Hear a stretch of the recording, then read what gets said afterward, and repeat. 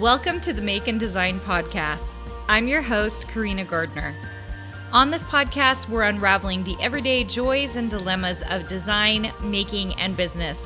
For makers who want to be designers and for designers who are makers, this is your inside scoop to help you grow your business and bring more creativity to your life. Hey guys, welcome to the podcast. I love you designers because you are really pushing forward in the world, and hopefully this is a really fun podcast for you to learn. You guys know I love to tell you the real story and get education from, as well as motivation. Hopefully this really motivates you to keep moving forward and becoming even better. So today, and you guys can see I'm like kind of cushy. If you're on the podcast, you can't see this, but I have been kind of moving around, sitting in different spots in my house, and that's been lovely for me. It's to give you guys a different change of scene if you're on YouTube, which, by the way, if you're on the YouTube channel, please subscribe. It is really helping us get the message out about great design. And for those of you who want to become great designers, we want to help you out and make sure that you are moving forward. So make sure and subscribe to the channel. If you're on the podcast, we'd love for you to subscribe there as well. All right, today we're going to talk about the criteria for choosing a great online shop, okay? So everyone's always saying to me, like, what's the online shop I should go to? And there is not a one answer fits all. I really like to assess people's design work, or I will take people to a place where I feel like we're seeing high trends to decide on a shop. So I thought I would talk to you guys a little bit today about some of the criteria I use to determine a shop if I'm working on a shop, okay? And I'm currently working on a couple of shops, two shops that we're trying to really get up and running, and it takes time. Because I've done this so many times, I don't get discouraged when I don't make money at something for a year. Yeah, that's a big deal. People will get discouraged within a month if they're not making money. For me, we cannot make money. This shop I'm currently working on, we haven't made money in it for about 6 months now. And we finally started seeing some traction in July. And I was like, okay, we're doing the right thing. We had to change a lot of what we were doing several times until we could get it right. That's just being a good design business, okay? So here are some criteria. I think some of you need to hear this. Those of you who really want more of a personalized, message, but personalized help, you're going to be in Design Suite, because that's where we're talking one-on-one. We're figuring out what business that you need to be creating so that you can start making money. It's as easy as that. So, and you can only join Design Suite by coming into a design boot camp. So I hope I get to see some of you. Those of you who've done a design boot camp, you know I talk about online shops as great distribution, okay? So the number one criteria I look for is a hard one to find, and that is, do I know anybody who's making at least 5 figures a month in that shop? Now, for some of you, you might be like, I'm cool, 4 figures. I want to see if someone's making a couple thousand in it. If I can find someone who's making over $10,000 a month in a particular shop, that's when I get very piqued. That's when I'm kind of like, interesting. Let's see what I can do with that shop. Okay, what do I have to do? That is really hard information to find out. I'm just going to tell you that right now. You have to know people, you have to come across that information, you have to be talking to people, and you really do have to be part of a community to find that kind of information out. And I think that if you're being very smart about it and figuring out ways to build that kind of community, that's when you can really win. And that's why we build our community the way we do in Design Suite, so that as our designers develop, become better, get to know each other, and really hopefully build strong bonds. That's always our hope, is that they build strong bonds. Then what will happen is they'll slowly go out into the world and they can come back to each other to get that information. I don't want my design program to be just like a one and done. That's not the way we work.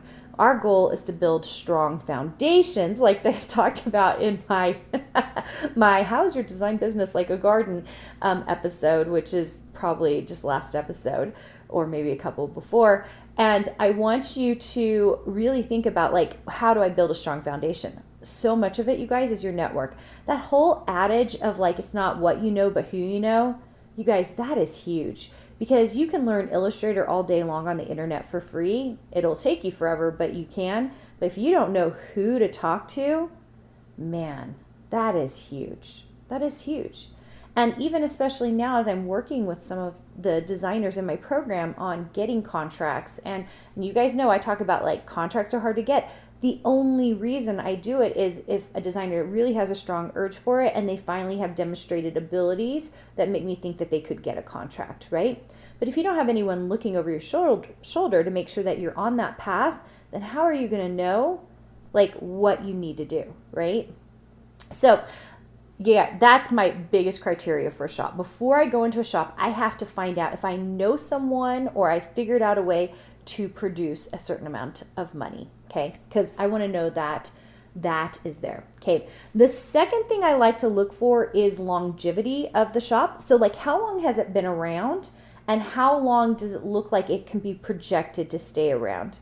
Now, this one's a little bit of a funny one, and for those of you who are just getting into this, you probably have zero experience, but the reason I do this is because when I got started, those of you who know, I started at 2 peas in a bucket. That was one of the first places I went to. It no longer exists.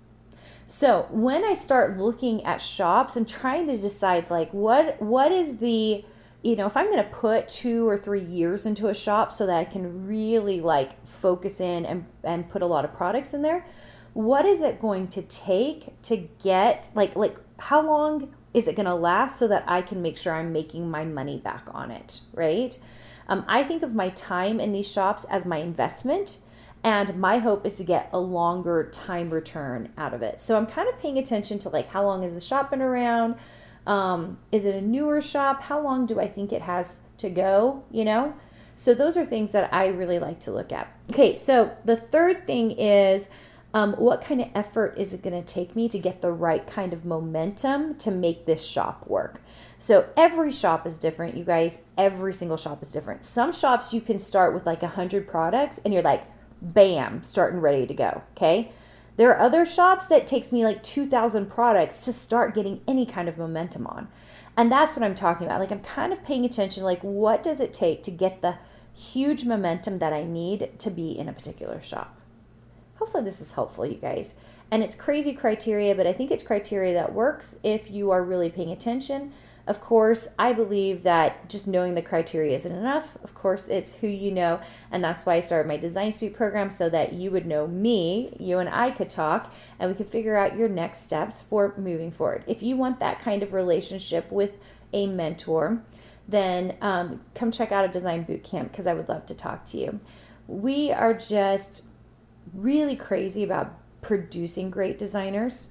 There's so much bad design work out there, you guys. I mean, there really is. And if I have to see another thing that really clearly came from clip art because someone has not massaged it or made it better, we have a whole class on clip art in Design Suite. And people aren't doing it correctly. If I have to see there's a particular piece of clip art I've seen in so many shops, it clearly came from one person that hasn't been redone. I don't know how many people are really buying it, but it makes you look like you do not know what you're doing. And most people have no idea that they're doing it all wrong. And I've talked to lots of people on consults where I've seen this particular piece of clip art, and it breaks my heart because they don't want to hear the reality of it. The whole point of being a designer is that you are the base level designer. You're the person who's producing the stuff at this main level. It doesn't mean you can't use clip art. I really believe designers can use clip art, but you got to use it smart. You got to use it effectively. And it is tough sometimes for me to see things and not just be like, oh, how can I help you? Understand that you need to make some changes, okay?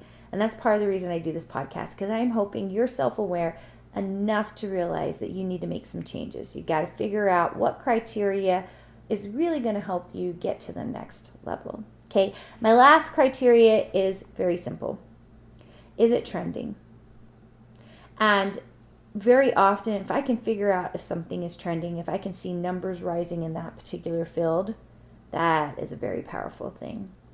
All right, guys, you guys are awesome. Keep creating. Keep being amazing designers. I can't wait to see you. I know I've got some workshops coming up. Yes. Well, we definitely have boot camps coming up, but I'm not sure when this one is coming out. But we've had some workshops recently happen. And those of you in Design Suite know that We've got a lot of good stuff happening this season because this is our good money-making season. And I love it. It's just really fun. All right, guys, thank you so much for everything that you're trying to accomplish. If you want to leave me a review, I would love it. It would help me out so much, and I appreciate you for doing this, and I will talk to you guys all very soon. Hey, did you know that you can visit me at makeanddesign.com to learn more about this podcast and join my VIP group for weekly freebies? I can't wait to see you there.